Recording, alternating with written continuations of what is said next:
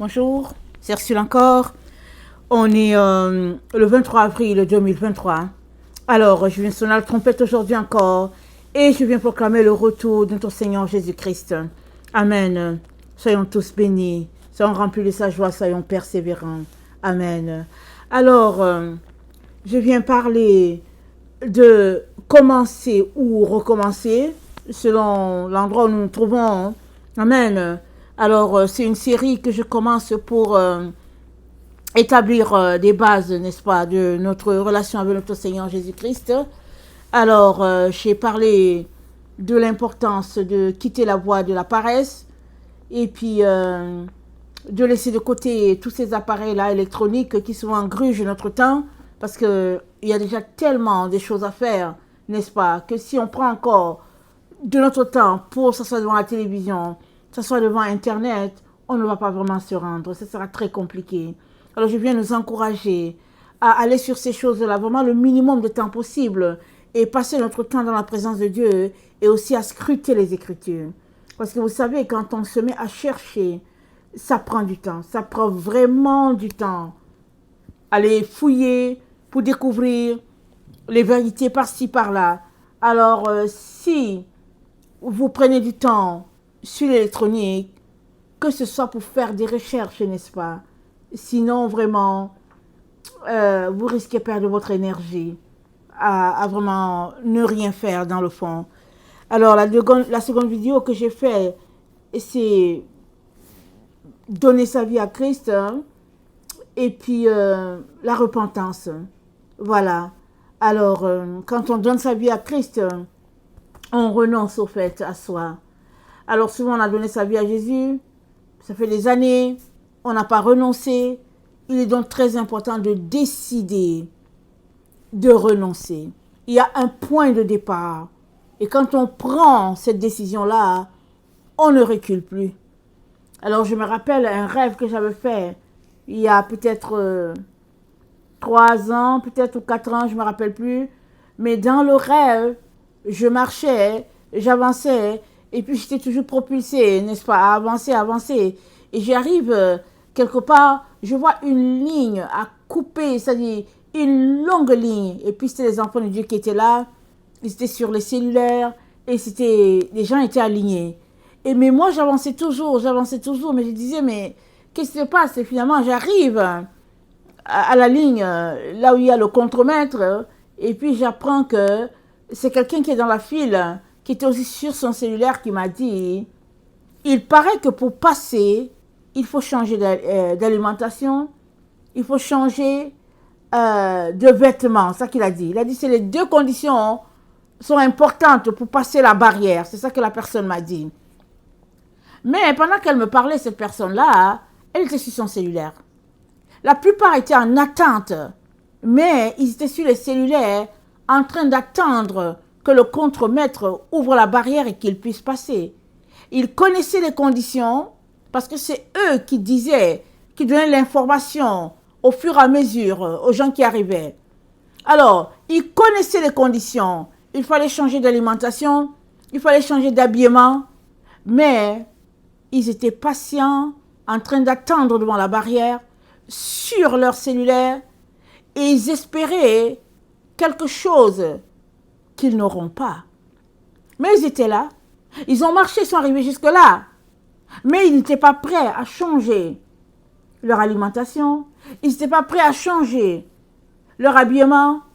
Et encore moins à laisser tomber toutes ces choses-là qui leur prenaient du temps. Parce que la plupart étaient sur leur cellulaire. Alors tout cela pour dire que quand on marche avec le Seigneur, on doit renoncer à beaucoup de choses. Ça doit nous coûter beaucoup de choses.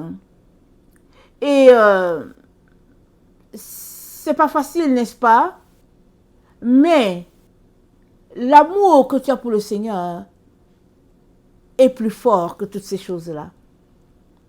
Alors, tant que tu veux aimer ton Seigneur et que tu cries à lui, il te donnera la force de pouvoir passer la barrière. Il faut tout simplement que tu veuilles et que tu sois décidé à changer les choses et Dieu viendra à ton secours. Amen. Alors, j'apporte une troisième vidéo dans la série Commencer ou recommencer. Alors, je viens parler de l'importance de l'arbre. Amen. C'est le Seigneur qui m'a donné ça aujourd'hui parce que il aimerait que j'apporte certaines bases, n'est-ce pas? Et je ne savais pas comment commencer. Alors, j'étais là et le Seigneur m'a dit, parle de l'importance de l'arbre. Alors, on va parler de l'arbre. Alors, l'arbre, c'est dit, je suis allée chercher la définition. J'ai trouvé une définition un peu qui approche un peu ce que j'aimerais apporter. Alors, c'est dit, c'est une plante à bois véritable, aussi appelée silène, dont les vaisseaux sont constitués de faisceaux de cellules mortes alignées et entourées de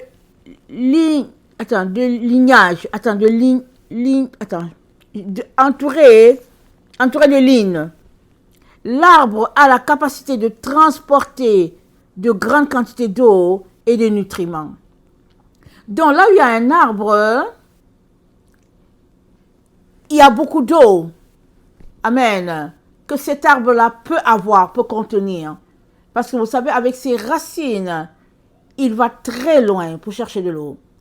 Et si cet arbre-là encore est planté à côté d'un courant d'eau, alors vous comprenez que non seulement l'arbre est parfaitement en santé, mais aussi il regorge de beaucoup d'eau.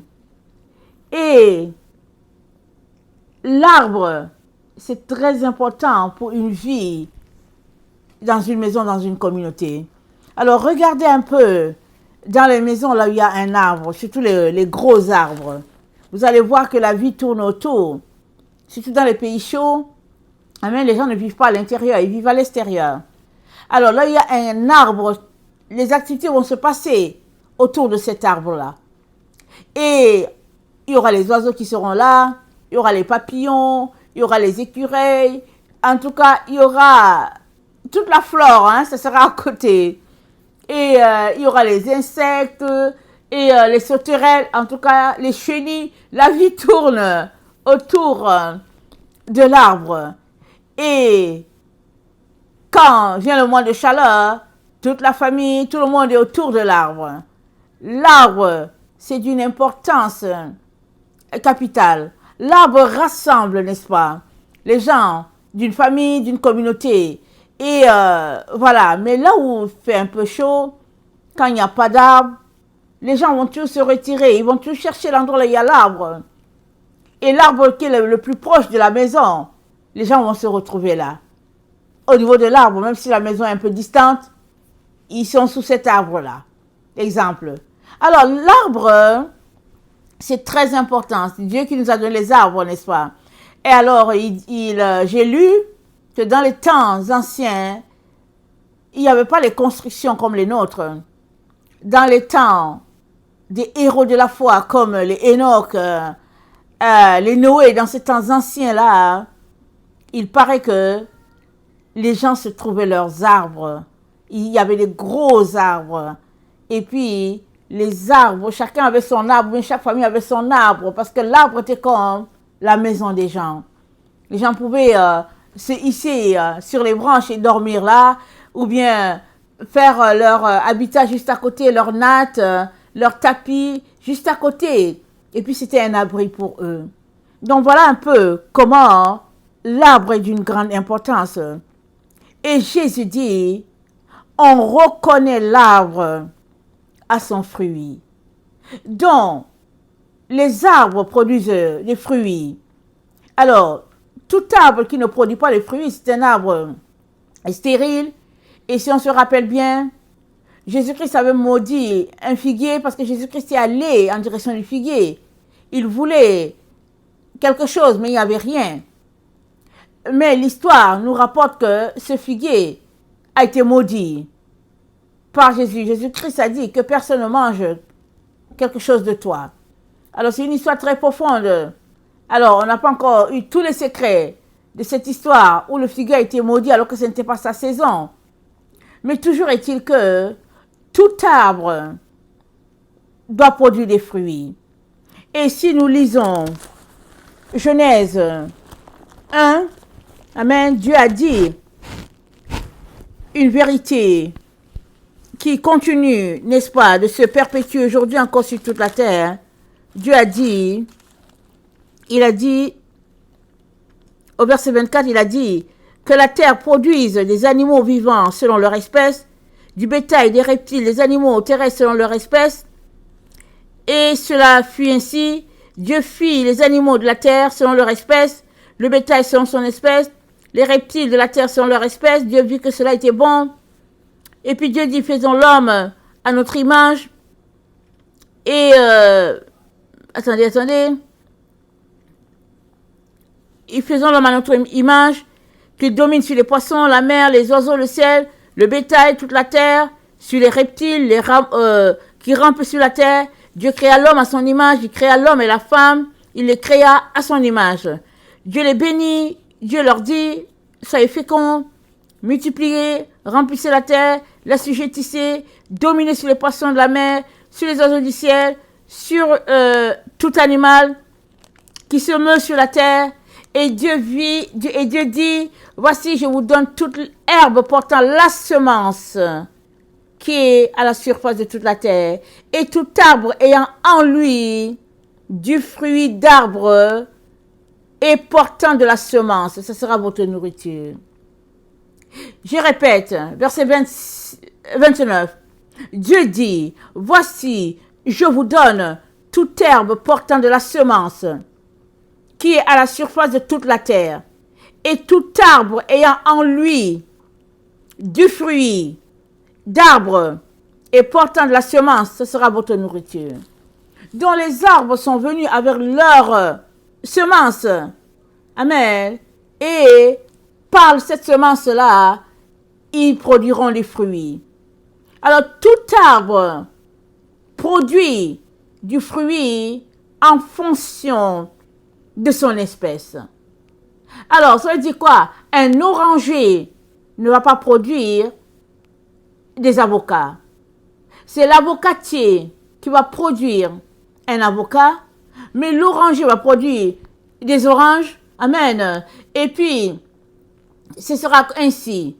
Un manguier va produire des mangues, il ne va pas produire des poires. Parce que l'espèce qui est en lui, c'est une espèce pour produire des mangues, pas des poires. Dieu a fait ça ainsi. Et Jésus-Christ dit, il dit, on reconnaît l'arbre à son fruit. C'est-à-dire que si tu viens sous un arbre et que tu vois que ça porte des mangues, ça veut dire que tu es sous un manguier. Ça veut dire que l'arbre qui est là, c'est un manguier. Maintenant, si tu as des fruits là, sous l'arbre, et c'est des mangues que tu soulèves la tête et tu vois que c'est un papayer, il y a un problème.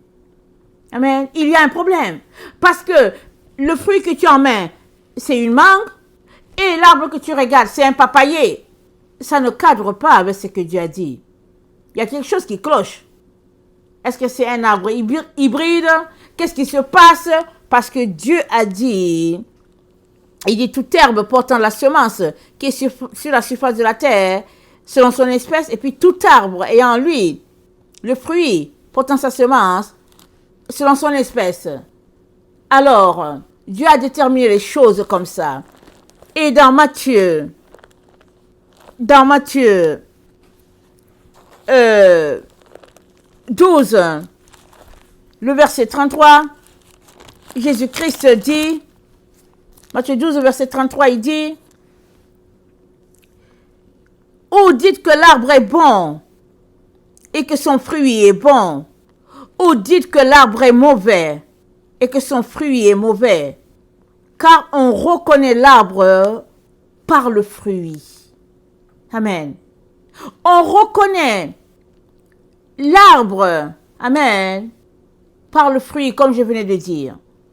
Si je suis sous un arbre et que j'ai en main une mangue, ça veut dire que c'est un manguier. Automatiquement.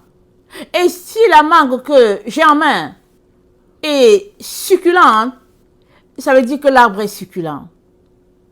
Si je mange la mangue et que je suis satisfaite de tout ce que ma bouche goûte, alors ça veut dire que cet arbre-là, il est vraiment impeccable. Et ça veut dire que tous les autres mangues sont de la même texture. Ils sont bons. C'est pas possible d'avoir un fruit si excellent, si succulent et avoir un mauvais arbre.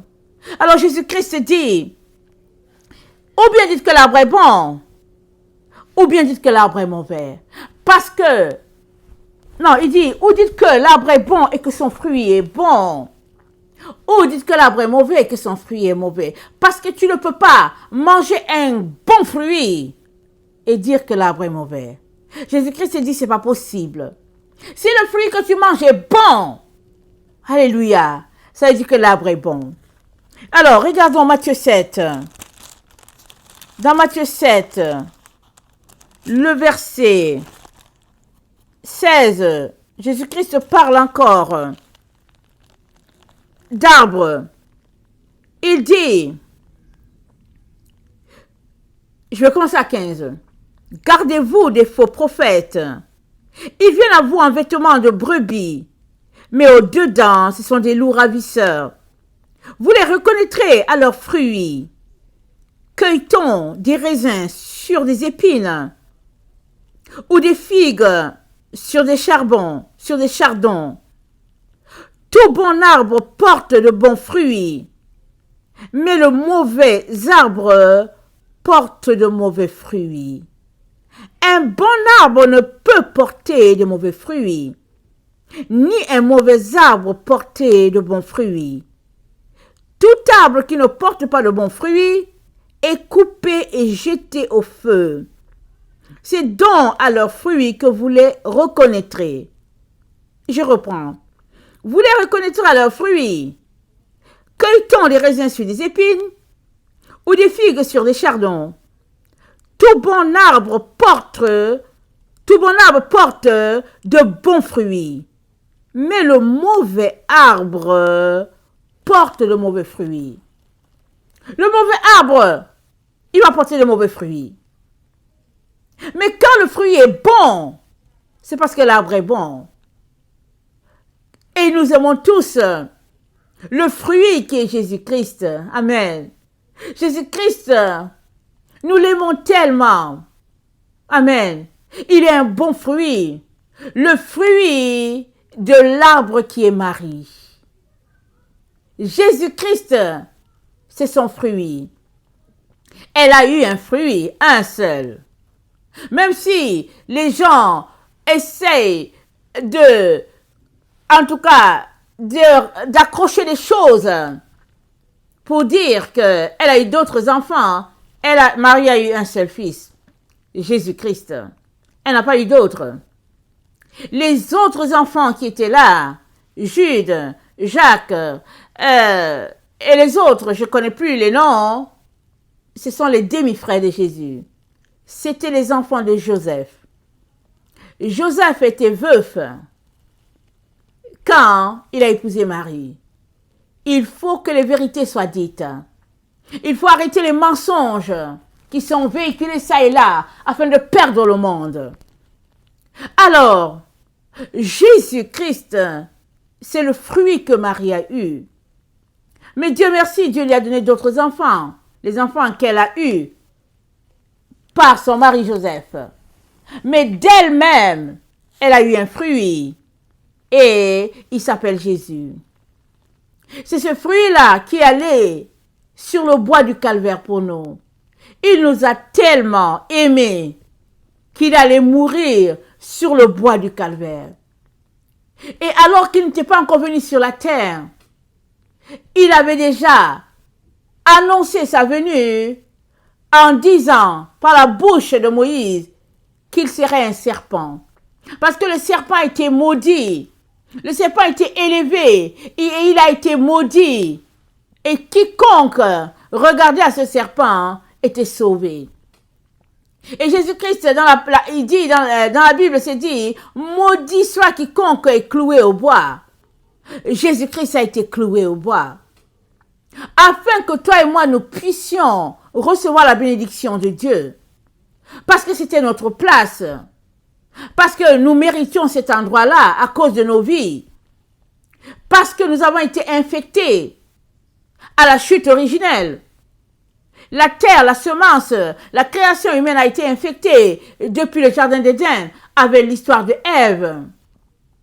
Et si bien que notre ADN était infecté, il a fallu un fruit pur, sain, pour venir nous racheter, effacer tout ce qui retombait sur nous. Tout comme Moïse a élevé le serpent, et lorsque Israël regardait au serpent, il était sauvé. De la même manière, si nous regardons au bois du calvaire et que nous acceptons le sacrifice de Christ, nous sommes sauvés. Nous avons la vie éternelle. Et quel bon fruit! Par lui, nous avons la vie. Nous sommes passés de la mort à la vie. Et puis, nous appartenons désormais à Dieu notre Père. Nous sommes ses enfants à cause de ce fruit-là. Le fruit de Marie, voilà ce que Dieu nous a donné. Alors, quelle bénédiction, quelle grâce, quel honneur. Et comme c'est dit, qu'on reconnaît l'arbre à son fruit, alors tel est le fruit, tel est l'arbre. Jésus est un bon fruit, pareil pour Marie. Quel arbre extraordinaire elle est. À travers elle, nous avons tout ce beau cadeau-là. Elle est l'auteur de ce fruit-là. C'est ce que Dieu lui a donné. Dieu l'a bénie. Parmi toutes les femmes, elle a été bénie.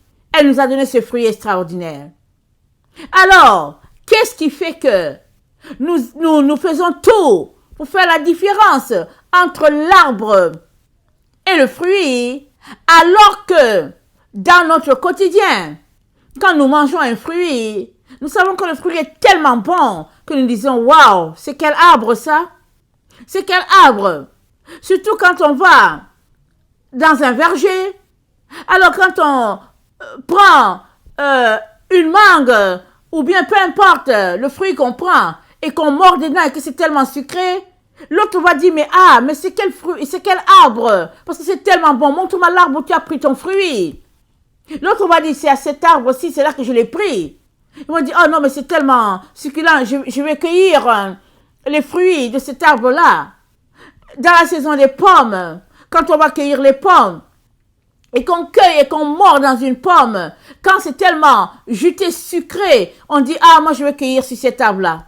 Je vais me servir ici, parce que le pommier donne de pommes excellentes et succulentes. Mais qu'est-ce qui fait que, quand vient pour le cas de notre salut, qu'est-ce qui fait que nous sommes si mélangés? Nous refusons d'élever celle-là qui doit être élevée. Elle ne demande pas à être élevée, mais à tout seigneur, tout honneur. Ce n'est pas possible de ne pas rendre l'honneur à qui de droit. Mais qu'est-ce qui se passe? Aujourd'hui, l'Église de Jésus-Christ est divisée sur ce sujet. Complètement divisée. Nous vivons et marchons comme si le fruit Jésus-Christ est tombé de nulle part. Mais le fruit Jésus-Christ, il vient d'un arbre. Alors, pouvons-nous nous arrêter et jeter un regard sur cet arbre-là? Cet arbre-là, il a été annoncé depuis longtemps par notre Dieu. Alors cet arbre, c'est dit dans Matthieu 1, le verset 17, parlant de cet arbre. Matthieu 1, le verset 17. C'est dit, il y a donc en tout 14 générations depuis Abraham jusqu'à David. 14 générations depuis David jusqu'à la déportation à Babylone. 14 générations depuis la déportation à Babylone jusqu'à Christ. Christ n'est pas tombé du ciel comme ça. Bam! Comme un fruit qui tombe d'un arbre, non. Il est venu, il est passé à travers une personne. Et cette personne-là, c'est l'arbre qui a produit le Seigneur Jésus. Voilà. Et Matthieu nous confirme que la génération d'où descend cet arbre-là, ça vient de David. Il y a une autre version encore qui parle comment Joseph vient de la famille de David, Marie aussi vient de la famille de David. Donc, il y a une lignée, il y a des traces qui montrent l'importance de l'arbre. Amen. Alors, dans Zacharie 8, le verset 12, voilà ce qui est dit. Car les semailles prospéreront, la vigne rendra son fruit, la terre donnera ses produits, et les cieux enverront leur rosée. Je ferai jouir de toutes ces choses le reste de ce peuple. La vigne rendra son fruit. Ici, la vigne, c'est Israël. Mais Israël, c'est un pays, c'est vaste. Amen. Pour que la vigne qu'Israël rende son fruit, il a fallu que y ait Marie, amen, la vigne qui a donné son fruit, Jésus, et c'est lui qui nous a sauvés. Alors, on a beau dire que on ne veut pas accorder l'importance à cela, c'est très important pour Dieu. Parce qu'on ne peut pas commencer quelque chose sans aller à son fondement, à sa fondation. C'est important. On ne peut pas commencer quelque chose, tomber des nuées comme ça. Non, il faut aller à la fondation. Et si on regarde les lettres alphabétiques hébraïques, on sait que notre Dieu, c'est Aleph. Amen. Ça, c'est la première lettre. La deuxième lettre, c'est Beth. Beth, c'est une maison. Alors Dieu, le Dieu créateur, Aleph, il a décidé de se choisir une maison sur cette terre pour vivre. Il a dit, j'habiterai au milieu d'eux. Ils seront mon peuple, je serai leur Dieu. Il s'est choisi une maison pour venir habiter. Il est descendu, il est venu au milieu de nous, mais il est passé par la maison de Marie. Marie, c'est une maison, c'est un arbre, il est passé par là. Amen. Et puis, il a établi, amen, sa pierre, amen, sa pierre dans cette maison. Alors, la pierre, le rocher, la pierre, elle est établie dans cette maison. Donc, pour construire, amen, il faut aller creuser. La fondation, amen, d'une maison, elle est profonde, une fondation. Quand on lit Apocalypse 21, on est informé que il y a 12 fondements autour de la muraille. C'est pour dire que chaque maison a son type de fondation. Mais la fondation de la maison du Père, sa fondation est profonde. Et c'est dit, il y a plusieurs passages qui parlent de ça, n'est-ce pas? Mais je vais citer le passage de Pierre parce que c'est lui qui me vient directement. Alors, dans 1 Pierre 2, c'est dit que, le verset 6, car il est dit dans l'Écriture, voici je mets en Sion une pierre angulaire, choisie, précieuse, et celui qui croit en elle ne sera point confus. Il met en Sion une pierre angulaire. Donc, Aleph, le Dieu Aleph, il s'est choisi une maison bête, et puis, il y a une pierre sur laquelle la fondation se fait. Il a dit à Pierre, sur cette pierre, je bâtirai ma maison. Alors, il y a une pierre qui est la pierre angulaire sur laquelle la maison doit être bâtie. Elle est le fondement, la fondation de ce que Dieu a mis. On ne peut pas ignorer ce que Dieu a fait. On ne peut pas balayer cela du revers de la main et dire, c'est Jésus seul que nous avons besoin. Et le reste, c'est pas important. On ne peut pas. On est appelé à aller à la fondation. On est appelé à commencer là. Alors, il est important que, alors que nous sommes en train de nous établir dans ce que Dieu a fait, amen, alors que nous sommes en train de prendre connaissance de la doctrine de Christ, il est important qu'on puisse connaître les fondements établis par notre Dieu. On ne peut pas ignorer les fondements de notre Dieu. C'est pas possible. Alors, dans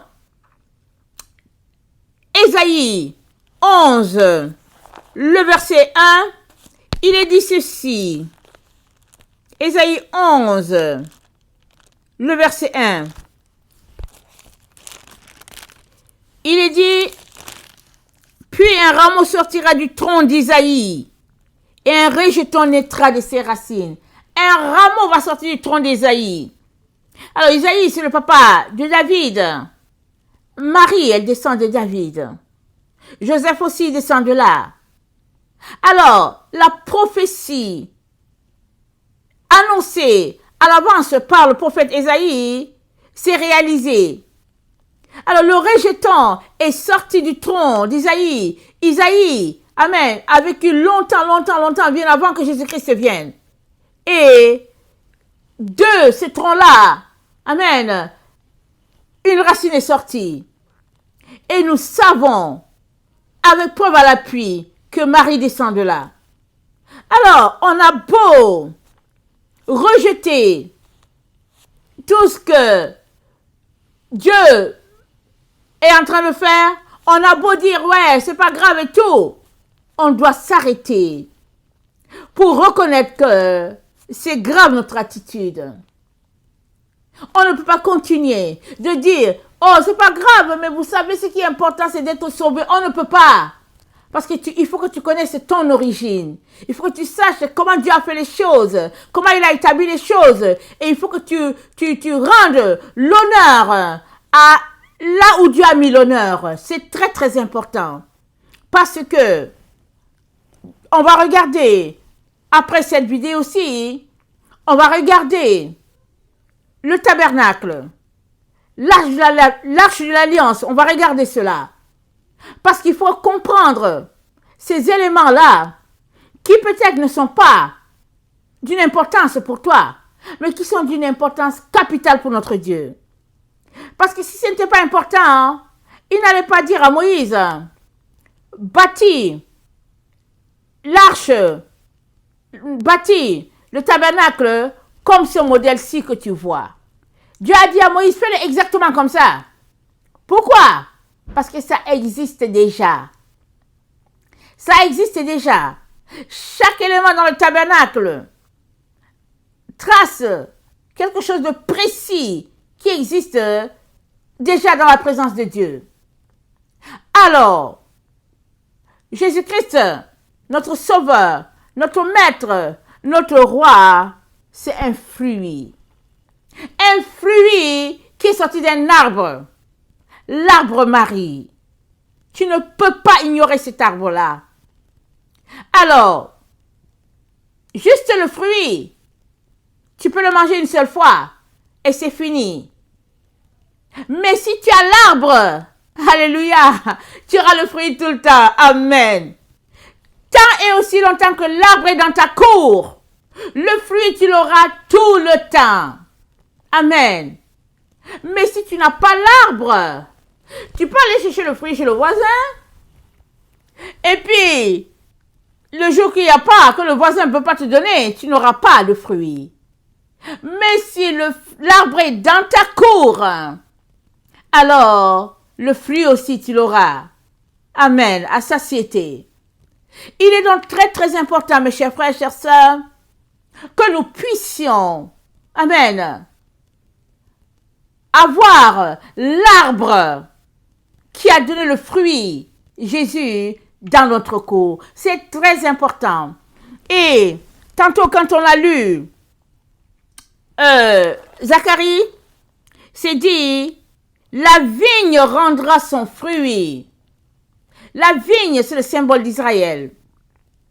La vigne, amen, c'est le reflet de l'arbre, amen, cet arbre-là, qui est le reflet d'Israël. Quand on parle de vigne, tout de suite, on pense à Israël. La vigne rendra son fruit. Marie a rendu son fruit. Elle a donné son fruit. Son fruit, Jésus, elle l'a donné. Alors, jusqu'à quand vas-tu continuer d'ignorer cela? Et dire, ok, c'est pas grave. Pour Dieu, c'est grave. Pour Dieu, c'est grave. Si tu veux fonctionner comme une personne, au fait, qui veut effacer certaines choses, c'est grave. Tu as besoin d'avoir et l'arbre et le fruit. Et si tu as l'arbre, c'est sûr et certain dans ta cour, tu auras le fruit en tout temps. Que le Seigneur nous donne d'ouvrir notre intelligence à ces choses-là et surtout d'accepter de connaître. Souvent on refuse, on se ferme, on ne veut pas apprendre. Mais seul celui qui apprend prospère. Seul celui qui est ouvert à ce que Dieu est en train de faire, seul celui-là avance. Et il connaît la délivrance, il reçoit beaucoup de bénédictions. Je viens donc nous encourager, n'est-ce pas, à aller méditer sur l'arbre et le fruit et à nous laisser imprégner par ces vérités-là qui sont des vérités très importantes pour notre croissance. Que le Seigneur bénisse sa parole. Et dans Acte 13, j'aimerais terminer avec ça. Dans Acte 13, le verset 22. Acte 13, le verset 22, voilà ce qui est dit. Puis, l'ayant rejeté, il leur suscita pour roi David, auquel il a rendu ce témoignage. J'ai trouvé David, fils d'Isaïe, homme selon mon cœur, qui accomplira toutes mes volontés. C'est de la postérité de David que Dieu, selon sa promesse, a suscité à Israël un sauveur qui est Jésus. De la postérité de David, notre Dieu a suscité à Israël un sauveur. Et comme déjà dit, la postérité, la descendance.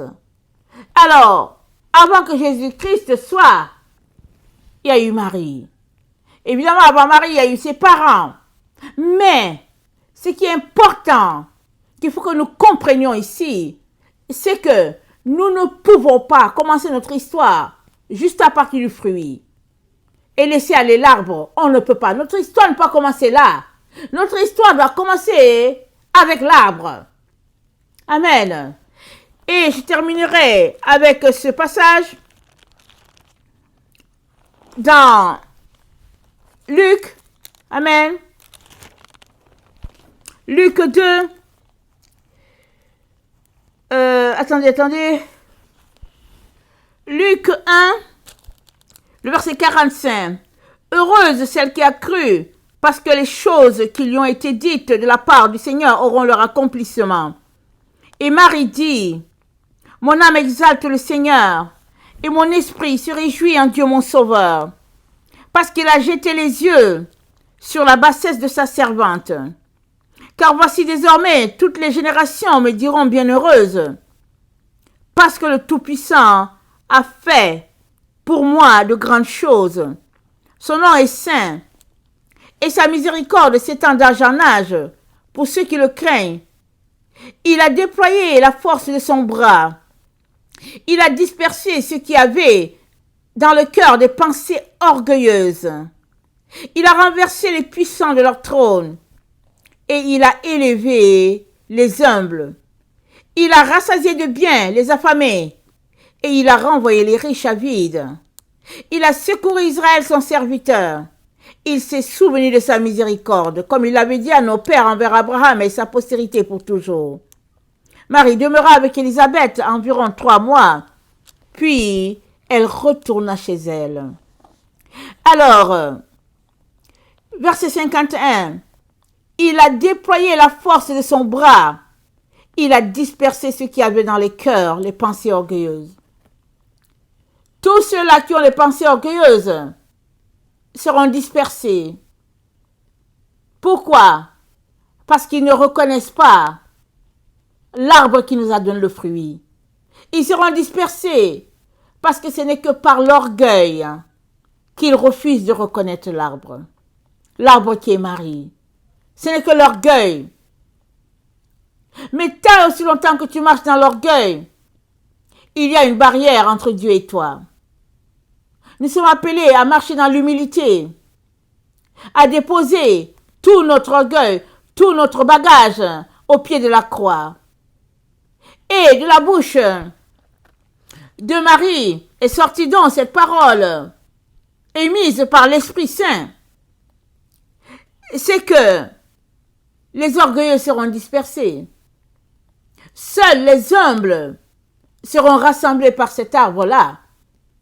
Et comme je l'ai dit au début de cette vidéo, là où il y a un arbre, la famille se regroupe autour. Les oiseaux, les animaux, ça dit l'arbre regroupe, l'arbre rassemble. Et les gens, la vie tourne autour de l'arbre. Amen. Marie, c'est l'arbre que Dieu a utilisé pour nous rassembler tous. Au pied de cet arbre, nous venons tous, n'est-ce pas? Et son fruit, qui est Jésus-Christ, est succulent et nous mangeons tous ce fruit-là. Mais nous sommes rassemblés au pied de l'arbre, l'arbre qui est Marie. Il faut bien que cela puisse pénétrer ta compréhension.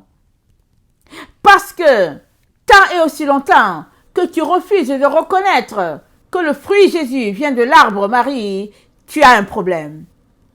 Il faudrait que tu te réconcilies avec cette vérité-là, afin que les bénédictions divines te soient accordées. C'est très important, parce que tous ceux-là qui refusent de se rassembler autour de cet arbre sont tout simplement l'ennemi de l'arbre. Pourquoi? Parce que dans Genèse 3, le verset 15, il a été dit que la postérité de la femme écrasera la tête du serpent. Mais de qui? Qui est cette femme? Alors, le départ, c'était que ça a commencé par Ève. Mais Marie est la femme qui a prouvé, hors de tout doute, qu'elle est la femme qui a eu son enfant du Saint-Esprit. Et ce n'est que elle qui, au fait, remplit toutes les conditions, n'est-ce pas, qui écrase la tête du serpent. Cette prophétie, dite longtemps à l'avance par notre Dieu, s'accomplit déjà sous nos yeux et s'accomplira. Parce que le fruit qui est Jésus-Christ est venu, il est mort sur la croix, amen, et tranquillement la prophétie est en train d'avancer pour que tout soit complété. Alors, tu ne peux pas en même temps dire que tu es avec Jésus et en même temps être avec le serpent. Soit tu es avec la femme et la postérité de la femme écrasera la tête du serpent, soit tu es avec le serpent et tu seras défait. C'est l'un ou l'autre. Je viens donc nous intéresser tous à nous rabattre du côté de l'arbre, à nous rassembler autour de l'arbre, parce que ce n'est que là que nous aurons tous les éléments nécessaires pour pouvoir combattre et écraser la tête du serpent. Que le Seigneur bénisse sa parole. Maranatha, Jésus revient. Amen et alléluia.